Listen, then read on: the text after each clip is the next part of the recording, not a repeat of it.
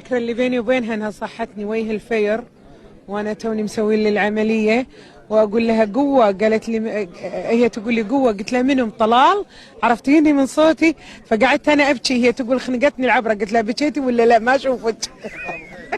بالتليفون. لا انا بعد بيننا وبين بعض موقف كان حلو في خالتي قماشه. كان المفروض انا في الدار وحاكريني هم سادين علي الباب انا وغانم، هي ومريم الصالح يتصوخون تحت الدريشه يسمعون شنو نقول انا وغانم الصالح عشان ينقلونا لخالتي قماشه لحياه الفهد. وطبعا ارضيه الاستديو كانت محطوطه كلها دهان مدهونه جديده، فهي تكت الماي، المفروض بعد ما كت الماي عليهم اغرقهم ينحاشون يركضون. طبعا اختي مريم جات بتركض وتلحقها مريم الصالح وكانوا يزلقون اثنيناتهم. كنا لعب باليه.